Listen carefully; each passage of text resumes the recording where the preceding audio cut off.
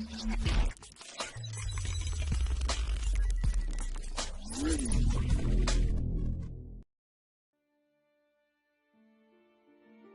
poco más de 24 horas de iniciado el 2020, el mundo fue sorprendido con el asesinato del general iraní Qasem Soleimani y una crisis internacional que pudo haber llevado a una nueva guerra, por lo menos en Medio Oriente.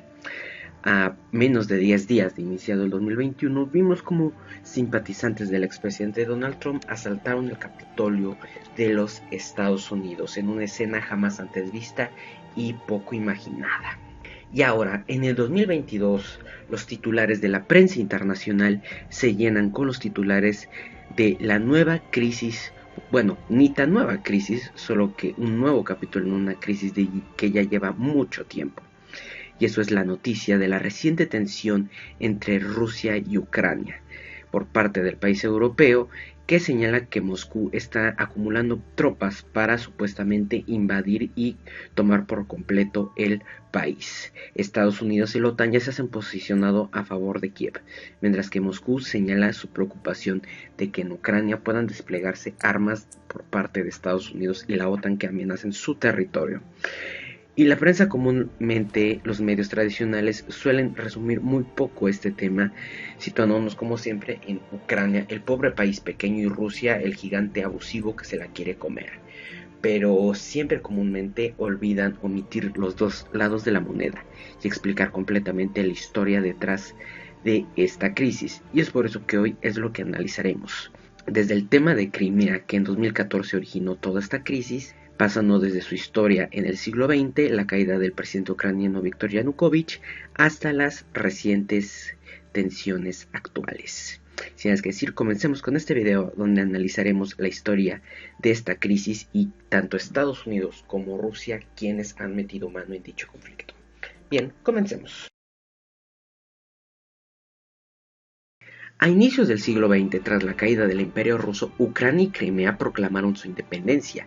Ojo, por separado, dos estados completamente diferentes, pero no tardaron mucho en ser conquistados por el Ejército Rojo de la recientemente creada Unión Soviética. Y de hecho fueron conquistadas y adheridas a la Unión Soviética como dos repúblicas completamente diferentes. Sin embargo, después de la Segunda Guerra Mundial, con la invasión de Hitler a la Unión Soviética, los ucranianos y especialmente la zona de Crimea fueron muy simpatizantes con las tropas alemanes, tanto que incluso llegaron a apoyarlas y a darles recursos.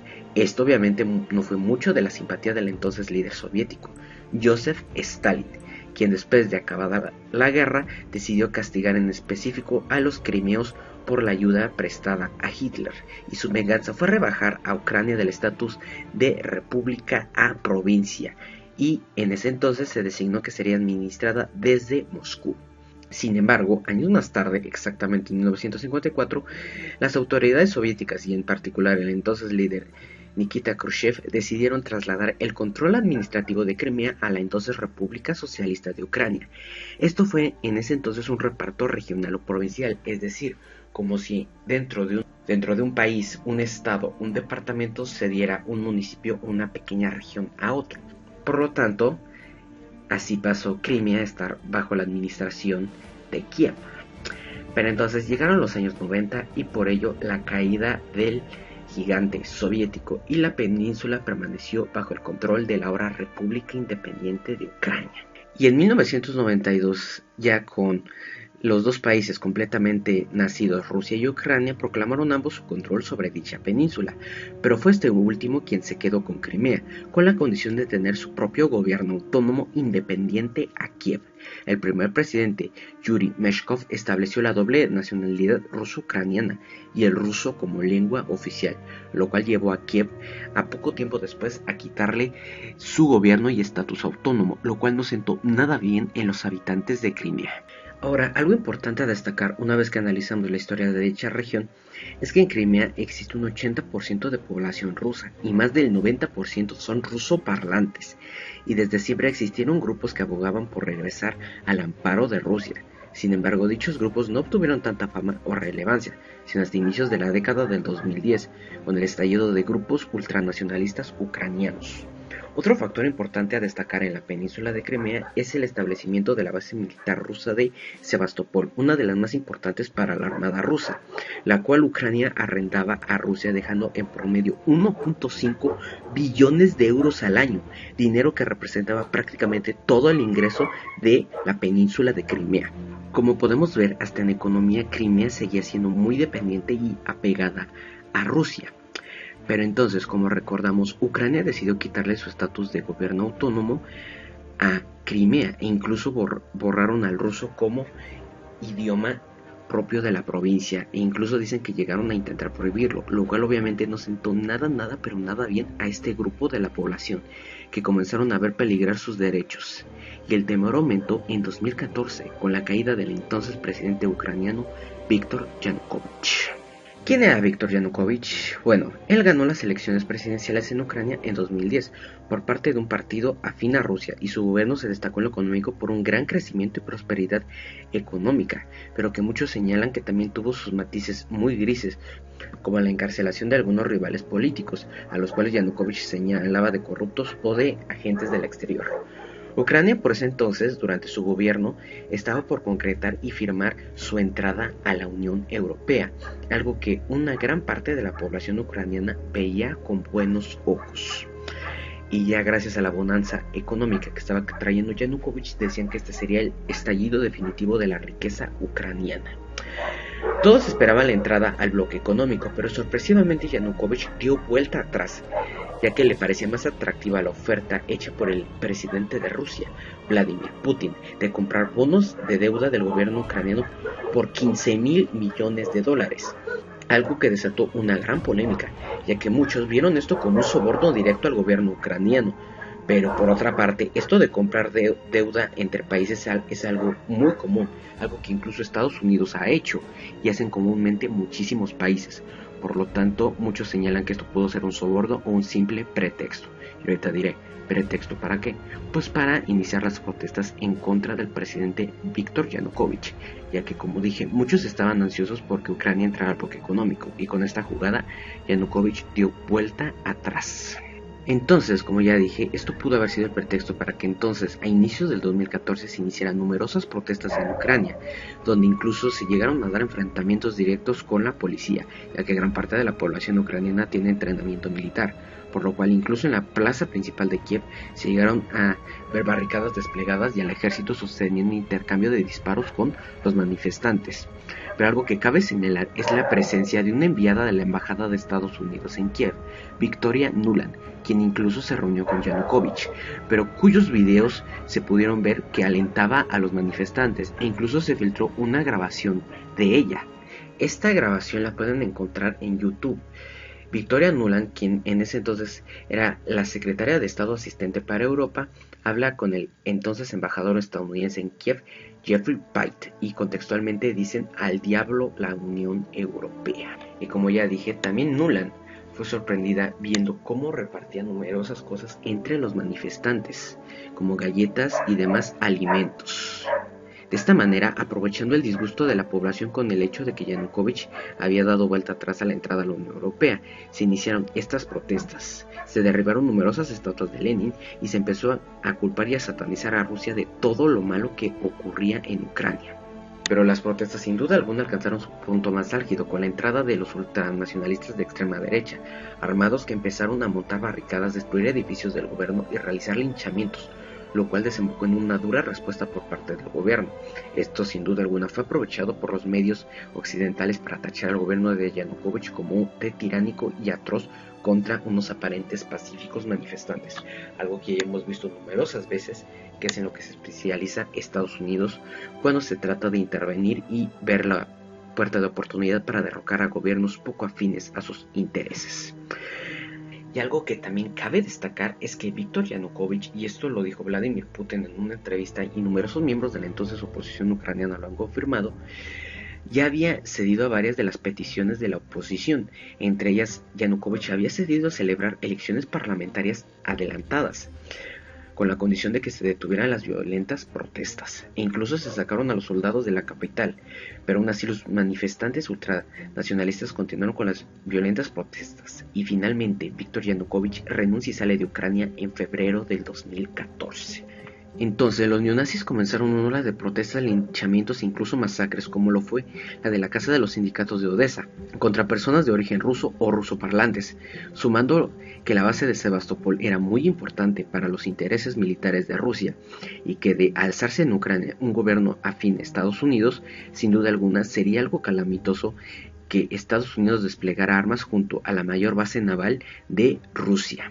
Pero también en la península de Crimea, al ver el estallido y cómo estos grupos ultranacionalistas antirrusos comenzaban a ganar poder, se comenzaron a armar grupos separatistas en Ucrania y el Donbass, y ante esta tensión es que el presidente Vladimir Putin decide mover fichas y envía tropas a respaldarlos y a tomar la península de Crimea, sabiendo de que si Ucrania entraba a la Unión Europea significaría su entrada a la OTAN, el bloque militar que se alzó en contra de la Unión Soviética y que actualmente está apuntando ahora hacia la Rusia de Vladimir Putin. Ya bajo el amparo de las fuerzas rusas, los residentes de Crimea entonces celebraron un referéndum en 2015, donde decidieron si permanecer con Ucrania o adherirse a Rusia, y fue esta última opción la ganadora, con más de un 80% a favor de que Crimea se uniera a la Federación Rusa, pero dicho referéndum es desconocido por la mayoría de los países de Occidente y obviamente por Ucrania. Ahora bien, las tensiones actuales van un poco más allá de la península, como ya dije, esta fue la manzana que la inició, pero no la única manzana. Hay otros factores a tomar en cuenta, y como ya dije, Ucrania fue víctima de la injerencia. Ustedes pueden señalar tanto a Rusia, pero no se puede menospreciar la injerencia de los Estados Unidos con Victoria Nuland, quien por cierto actualmente está encargada de la política de Estados Unidos en Centroamérica. Incluso se reunió recientemente con el presidente salvadoreño Nayib Bukele. En 2019 llega a la presidencia de Ucrania el exactor y excomediante Volodymyr Zelensky, quien llegó prometiendo acabar con el conflicto de forma pacífica y de manera favorable para su país, pero recientemente ha visto su popularidad en caída libre, tanto que incluso ha llegado a cerrar canales de la oposición y numerosos canales de TV independiente que han criticado sus gestiones. Y Zelensky sabe que su única esperanza en la actualidad es pedir y contar con el apoyo de Estados Unidos y la OTAN. Y brincando al siguiente año, en 2020, puede que muchos recuerden ustedes que en pleno desarrollo de la carrera presidencial de Trump y Biden por llegar a la Casa Blanca, es que Kiev estuvo en la escena internacional, pero ahora no por el conflicto del Donbass o de Crimea, sino que se vio embarrada en dicha carrera, cuando se reveló que el entonces presidente Donald Trump había presionado y chantajeado con facilitar o dificultar la ayuda de su país a Ucrania si Volodymyr Zelensky ayudaba al entonces mandatario a investigar los nexos de Hunter Biden, hijo de su entonces rival electoral, con una empresa ucraniana, de la cual era accionista. Esto, al salir de la luz, como muchos recordarán, motivó que Donald Trump se convirtiera en el tercer presidente de Estados Unidos en ir a juicio político. ¿Recuerdan cómo anteriormente les señalé que muchas personas catalogaban de que la compra de deuda es un movimiento usual entre países, pero muchos otros, como lo sería Victoria Nuland, señalaron de que la compra de deuda por parte de Putin a la Ucrania de Yanukovych fue literalmente un soborno entre países? Pues bueno, ahora díganme ustedes, ¿cómo calificarían ustedes esto? Que el presidente de Estados Unidos chantajee al presidente de Ucrania con darle o no ayuda, dependiendo de si lo ayuda en su campaña electoral.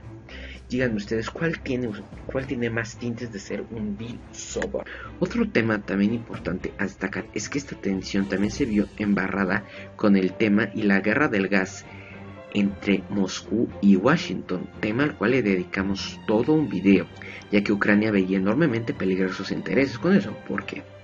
Porque como sabemos, el Nord Stream 2 es el que recientemente se ha inaugurado, que es el que pasa por el mar Báltico y llega a Alemania, pero el Nord Stream 1 llega desde Rusia, pasa por Ucrania y llega a Europa.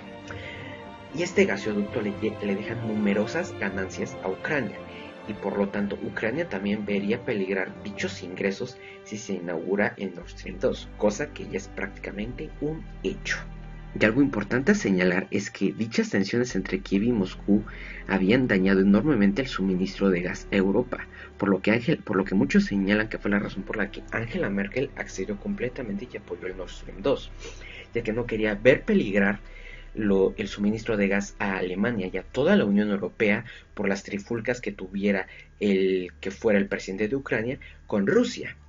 Ella decidió que eso debían ser trifulcas entre ambos países y que la Unión Europea no tendría que pagar con escasez de gas debido a dichos incidentes. Ucrania fue de los principales promotores en contra del Nord Stream 2 y estuvo pidiendo a Estados Unidos que lo sancionara y que lo bloqueara por completo. Pero la entonces canciller alemana y la Unión Europea optaron por que se continuara la construcción del gasoducto, que como ya dije actualmente está por terminarse. Y durante su construcción, los conflictos y las tensiones en el Donbass y Ucrania fueron uno de los principales pretextos para que Estados Unidos sancionara dicho gasoducto.